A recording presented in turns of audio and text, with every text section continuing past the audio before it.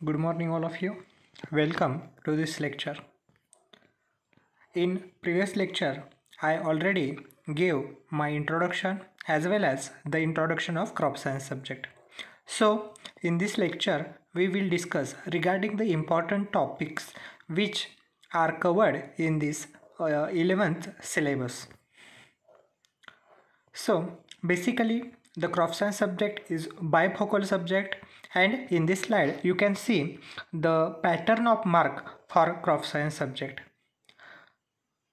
Crop science subject consists 200 marks, but in this crop science there are two paper or two parts such as paper first and paper second. Each paper is for 100 marks, and these 100 marks are then divided into theory and practical.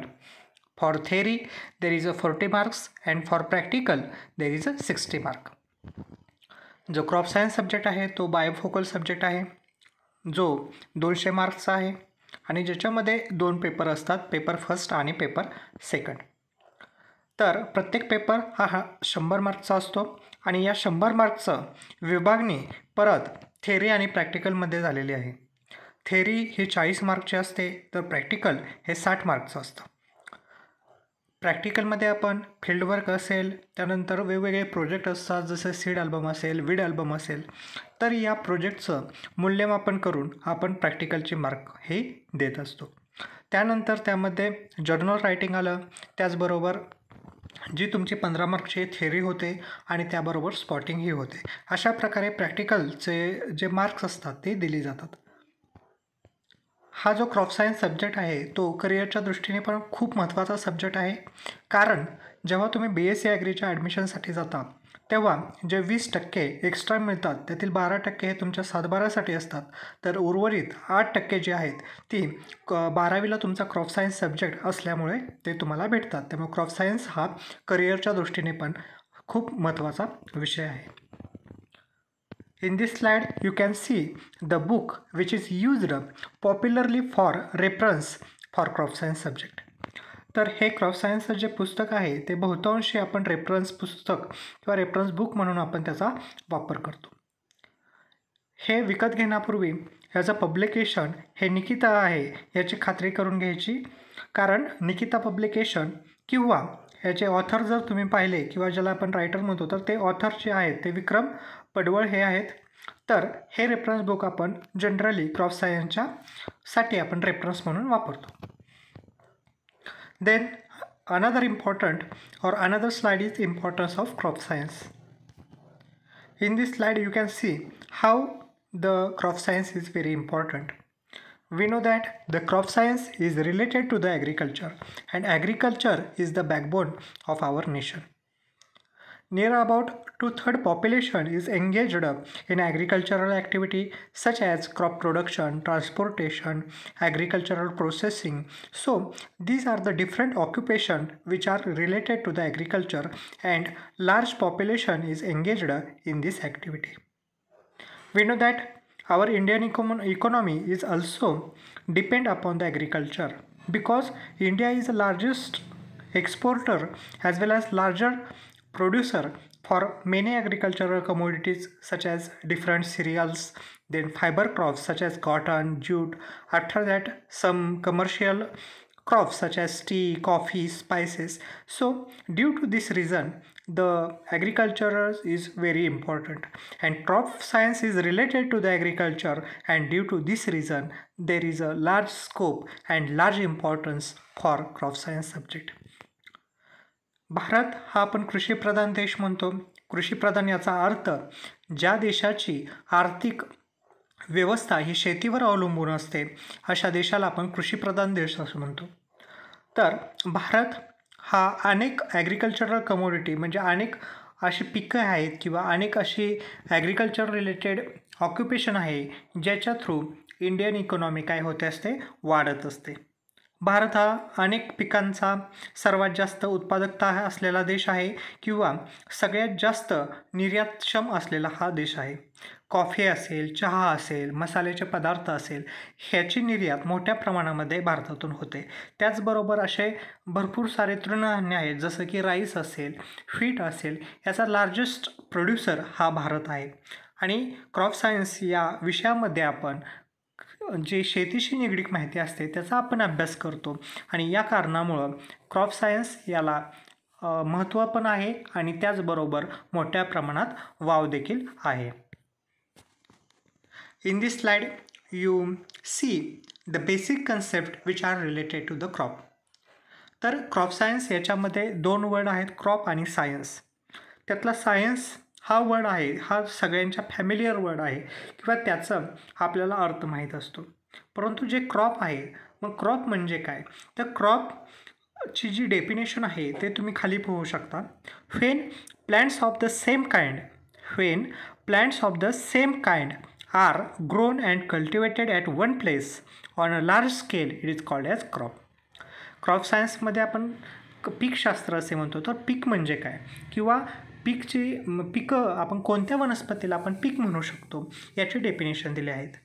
तर definition काय सांगते? When plants of the same kind are grown and cultivated at one place. जेव्हा एकाच ठिकाणी एकाच प्रकारच्या वनस्पतींची लागवड मोठ्या प्रमाणात केली जाते तेव्हा त्या वनस्पतीला आपण पीक असे म्हणतो. पीक म्हणजे काय की एकाच जागेवर एकाच प्रकारची वनस्पती जेव्हा आपण मोठ्या प्रमाणात त्याची लागवड केली जाते त्याला आपण क्रॉप असे म्हणतो. मग या क्रॉपची जी विभागणी आहे किंवा या क्रॉपचं जे कॅटेगरायझेशन आहे ते वेगवेगळ्या पॉईंटने केलेलं असतं. जसं की खाली जे दिलेलं आहे खरीप क्रॉप आणि रब्बी क्रॉप, हे काय आहे? तर हे क्लासिफिकेशन आहे ज्याला आपण वर्गीकरण असे म्हणतो. तर वेगवेगळ्या मुद्द्यांच्या आधारे या क्रॉपचं काय केलं आहे? वर्गीकरण केलं असे. So the crops are classified on the basis of the season. On the basis of season, it means in which month or in which season the crop is grown. On the basis of that, the crop are classified. For example, kharif crops, rabbi crop and summer crop. The crop which are grown in rainy season, that crop are called as kharif crop. And the crop which are grown in winter season, that crops are called as rabbi crop. And the crops which are grown in summer season, that crop are called as summer crop. जसं की क्रॉपची आपण definition पाहिली आणि त्यानंतर हे जी crop आहे याचं categorisation किंवा ह्याचं क्लासिफिकेशन हे वेगवेगळ्या पॉईंटने केलेलं असतं. तर हे खाली जे क्लासिफिकेशन दिले ते कशाच्या आधारे दिले? तर सीझनच्या आधारे. सीझनच्या म्हणजे ज्याला आपण मराठीमध्ये हंगाम असे म्हणतो. कोणत्या महिन्यामध्ये किंवा कोणत्या हंगामामध्ये ते पिकाची आपण लागवड केली त्याच्या आधारे त्या पिकाचं वर्गीकरण केलं जातं. खरीप क्रॉप ज्याला आपण खरीप पिके असे म्हणतो. तर खरीप म्हणजे काय की जी पिके आपण पावसाळ्याच्या सीझनमध्ये लावतो, म्हणजे ज्याची लागवड साधारणतः जून किंवा जुलै महिन्यामध्ये केली जाते, अशी जी पिके आहेत त्याला आपण खरीप क्रॉप असे म्हणतो. तर रब्बी क्रॉप म्हणजे काय की ज्याची लागवड ही प्रामुख्याने हिवाळ्यामध्ये केली जाते, म्हणजे ऑगस्ट सप्टेंबर नंतर म्हणजे ऑक्टोबर नोव्हेंबरमध्ये जर त्याची लागवड केली जाते अशा क्रॉपला आपण काय म्हणतो? रब्बी क्रॉप.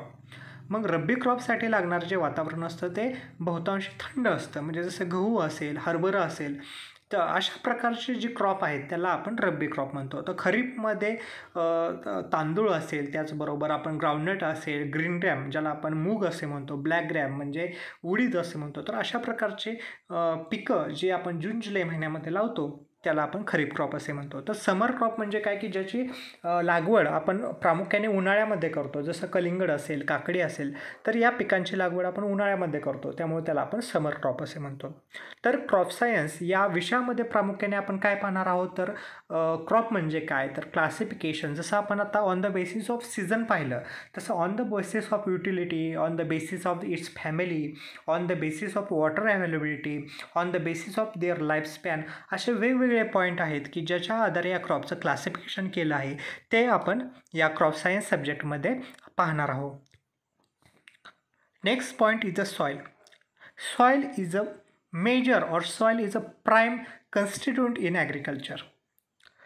जर ॲग्रिकल्चरचा आपण विचार केला किंवा जेव्हा आपण ॲग्रिकल्चरचा अभ्यास करत असतो तेव्हा प्रामुख्याने ज्याचा अभ्यास करावा लागतो ते म्हणजे सॉईल, ज्याला आपण माती असे म्हणतो. कारण हे बेसिक आहे. आपल्याला माहीत आहे की मातीतूनच जी पिकं असतात, जी वेगवेगळी वनस्पती असतात यांची वाढ होते किंवा ते जन्माला येतात किंवा ते अंकुरतात. त्यामुळं माती हा सगळ्यात इम्पॉर्टंट पॉईंट आहे. तर क्रॉप सायन्समध्ये आपण नक्की माती म्हणजे काय, माती कशाने बनलेली असते, असे कोणकोणते घटक त्या मातीमध्ये असतात, त्याचबरोबर मातीचे प्रकार कोणते, कोणतं पीक कोणत्या मातीत चांगलं येतं, या सगळ्यांचा आपण अभ्यास करणार आहोत. So soil is a basic part or basic ingredient in agricultural, and in this crop science syllabus we study what is meant by soil, what is the which constituent are constitute in the soil, or we see different parameter which affect the quality of the soil, what is meant by soil erosion, how we protect the soil erosion. Then we see different types of the soil. We see which soil is better for crop production, which soil is lesser in crop production, which soil is rich in organic matter, which soil is rich in salinity. So these are the different factors which are covered in this crop science syllabus. After that, climate. When you see this slide, you can easily understand the importance of the climate, or how the climate affect on the earth, how the climate affect on the crop production. जेव्हा तुम्ही ही slide पाहता तुम्हाला easily कळू शकतं तुम्हाला की क्लायमेटचा हा मानवावर असेल किंवा पर्यावरणावर असेल किंवा एखाद्या पिकाच्या प्रोडक्शनवर असेल कशा प्रकारे इफेक्ट होतो. तर लेफ्ट साईड जेव्हा ह्या तुम्ही पिक्चरची पाहता तेव्हा समजतं की जर क्लायमेट हे सिव्हर कंडिशन असेल, म्हणजे जास्त दुष्काळ असेल किंवा पाण्याची कमतरता असेल किंवा जी टेम्परेचर असेल, जर टेम्परेचर जर जास्त असेल तर त्याचा परिणाम कसा होतो. आणि जर ते क्लायमेट जर फेवरेबल असेल, फेवरेबल याचा अर्थ की सगळं हे हवं तसंच, म्हणजे पिकांच्या वाढीसाठी जेवढी जेवढी गरज आहे त्या प्रमाणामध्ये जर हवामानाने साथ दिली तर कशा प्रकारे उत्पादन चांगलं येतं. तर ह्या क्रॉप सायन्समध्ये आपण महत्त्वाचं क्लायमेटचा सुद्धा अभ्यास करणार आहोत. जेव्हा आपण क्लायमेटचा अभ्यास करतो त्याला आपण मेट्रोलॉजी असे म्हणतो, ज्याच्यामध्ये आपण क्लायमेट म्हणजे काय, ॲटमॉस्फिअर म्हणजे काय, त्यानंतर कोणकोणते घटक असतात जे क्लायमेटमध्ये येतात. जसं की या स्लाईडमध्ये तुम्ही पाहू शकता की sun, cloudy, stormy, then rainy, windy. So these are the different climatic conditions which are produced due to these factors, and these conditions affect on the crop production, because if the humidity is greater then it affect on the disease intensity. जर humidity, ज्याला मराठीमध्ये आपण आर्द्रता असे म्हणतो, म्हणजेच the proportion of water vapour in the air, हवेतल्या बाष्पाचं जे प्रमाण असतं त्याला आपण आर्द्रता म्हणतो. आणि ही आर्द्रता जेव्हा 90% जास्त असते तेव्हा त्याचा काय इफेक्ट होतो, तर जे रोग असतात, म्हणजे तुम्ही लीफ स्पॉट असेल, त्यानंतर म्हणजे पानावरचे वेगवेगळे ठिपके दिसतात, असे रोग कधी डेव्हलप होतात जेव्हा आर्द्रता 90% जास्त असते. किंवा जर टेम्परेचरच्या बाबतीत विचार केला तर जर टेम्परेचर सगळ्यात कमी असेल तर त्याचा जर्मिनेशनवर इफेक्ट होतो. म्हणजे जर्मिनेशन म्हणजे काय की जेव्हा सीड्स अंकुरतात, म्हणजे जेव्हा बीज हे अंकुरत असतं तेव्हा त्याला रूम टेम्परेचरची गरज असते, आणि त्या पिरियडला जर टेम्परेचर कमी पडलं तर जी उगवण क्षमता आहे त्या उगवण क्षमतेवर सुद्धा त्याचा इफेक्ट होतो. त्याचबरोबर जे फ्रूट व्हेजिटेबल असतात, फ्रुटी व्हेजिटेबल, म्हणजे समजा तिथं कलिंगड असेल, त्याचबरोबर म्हणजे फ्रूट्स म्हणजे कलिंगड असेल किंवा फ्रुटी व्हेजिटेबलमध्ये पंपकिन असेल किंवा टोमॅटो असेल, तर अशा पिकांमध्ये जेव्हा टेम्परेचर वाढतं की त्याचा डिरेक्टली त्याचा जो अफेक्ट असतो तो अफेक्ट त्या फळांवर तुम्हाला दिसून येतो. त्याचबरोबर जे फ्लावर्स असतात, फुले असतात, त्या फुलांवर सुद्धा त्या टेम्परेचरचे इफेक्ट तुम्ही पाहू शकता. म्हणजे टेम्परेचर कमी झालं तरी त्याचा जो ॲडवर्स इफेक्ट असतो तो त्या क्रॉपला तुम्हाला पाहायला मिळतो, किंवा जर टेम्परेचर वाढलं तरी त्याचा एक्स्ट्रीम किंवा जो ॲडवर्स इफेक्ट असतो तो आपल्याला दिसून येतो. त्यानंतर हे क्लाउडी, स्टॉर्मी, रेनी, विंडी हे जे आहेत ते क्लायमॅटिक कंडिशन आहेत, आणि या क्लायमॅटिक कंडिशनचा नेहमी त्या पिकांच्या वाढीवर त्याचा कसा होत असतो, परिणाम होत असतो. त्यामुळे आपण क्रॉप सायन्समध्ये क्लायमेट म्हणजे काय, क्लायमेटचे प्रकार कोणकोणते आहेत, कोणते घटक त्या क्लायमेटमध्ये असतात आणि त्याचा पिकाच्या वाढीवर काय परिणाम होतो आणि त्याच्यासाठी आपण काय केलं पाहिजे, या सगळ्या गोष्टींचा अभ्यास आपण क्रॉप सायन्समध्ये करणार आहोत. त्यानंतर टिलेज म्हणजे ज्याला मराठी आपण मशागत म्हणतो, म्हणजे कोणत्याही क्रॉपची जर लागवड करण्यापूर्वी आपल्याला त्या मातीची, आपल्याला त्या जमिनीची मशागत करावी लागते. ज्याला आपण टिलेज असे म्हणतो. तर क्रॉप सायन्समध्ये सुरुवातीला म्हणजे 11वीचा जो सिलेबस आहे त्यामध्ये आपण टिलेजविषयी शिकणार आहोत. मग टिलेज म्हणजे काय, टिलेजचे टाईप कोणते, primary tillage, secondary tillage, primary tillage म्हणजे काय, सेकंडरी टिलेज म्हणजे काय, त्यानंतर टिलेज ऑपरेशन आहेत. म्हणजे वेगवेगळे टिलेज ऑपरेशन जसं प्लोईंग असेल ज्याला आपण नांगरणी म्हणतो, त्यानंतर हॅरोविंग असेल, त्यानंतर लेवलिंग असेल, अशा ऑपरेशन्स आहेत जे आपण जमिनीचा जो हार्ड पॅन असतो तो हार्ड पॅन ब्रेक करण्यासाठी आपण उपयोग करतो, त्याला आपण प्रायमरी टिलेज म्हणतो. त्यानंतर सेकंडरी टिलेज असते. मग सेकंडरी टिलेजचे इम्प्लिमेंट कोणते आहेत, ते कोणती अवजारे आपण टिलेजसाठी वापरतो यांचासुद्धा आपण अभ्यास इथे करणार आहोत. या स्लाईडमध्ये तुम्ही पाहू शकता की ते डिफरंट टिलेजचे इन्स्ट्रुमेंट दिलेले आहेत, जसे की मोल्डबोर्ड असेल, डिस्क प्लो असेल, टिलर असेल, सबसॉयलर असेल, प्लो असेल. तर ह्या इन्स्ट्रुमेंटचा प्रॉपर यूज कसा केला जातो किंवा त्याचं नेमकं कारण काय आहे हे सुद्धा आपण अभ्यासणार आहोत. या स्लाईडमध्ये तुम्ही सेकंडरी टिलेजचे इन्स्ट्रुमेंट पाहू शकता, जसं की डिस्क हॅरो असेल, रोटाव्हेटर असेल, त्यानंतर कल्टिवेटर असेल. सो हे जे आहेत ते वेगवेगळे इन्स्ट्रुमेंट आहेत जे आपण टिलेजसाठी वापरतो.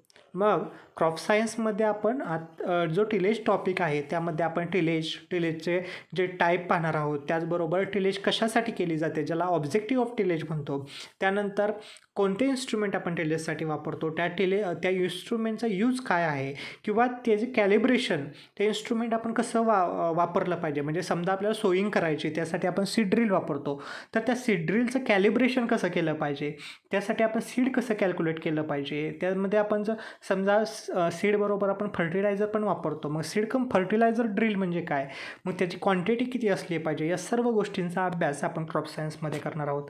त्यानंतर सीड हा एक इम्पॉर्टंट टॉपिक आपण क्रॉप सायन्समध्ये अभ्यासणार आहोत. याच्यामध्ये आपण सीड म्हणजे काय हे पाहणार आहोत. तर या स्लाईडमध्ये तुम्ही पाहू शकता की इथे सीडचे पार्ट दिलेले आहेत. So in the topic of seed we see the different part of the seed.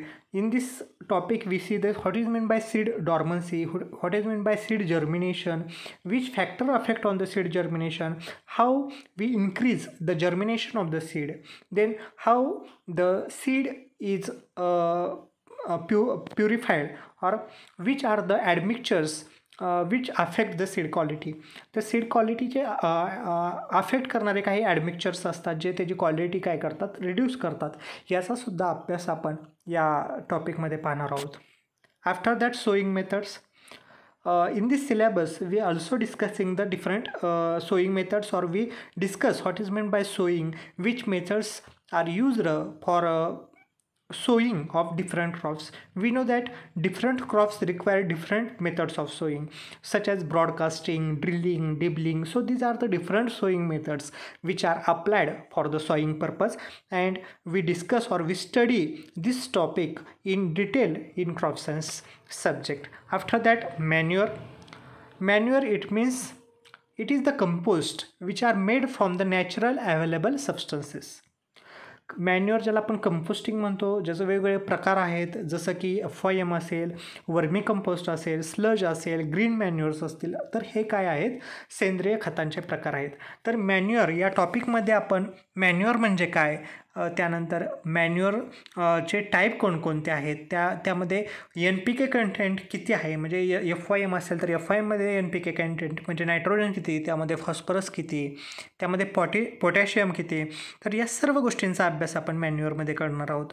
त्याचबरोबर इथं आपण कंपॅरिझन बघणार आहोत, म्हणजे FIMमध्ये NPK कंटेंट किती, वर्मी कंपोस्टमध्ये NPK कंटेंट किती, स्लजमध्ये NPK कंटेंट किती, किंवा ग्रीन मॅन्युअरमध्ये NPK कंटेंट किती, या सर्वांचा आपण अभ्यास करणार आहोत. आणि कोणतं मॅन्युअर हे कोणत्या क्रॉपसाठी चांगलं असतं किंवा कोणतं मॅन्युअर हे कोणत्या जमिनीमध्ये टाकलं तर त्याचा रिझल्ट चांगला येतो, याचा पण अभ्यास आपण मॅन्युअरमध्ये करणार आहोत.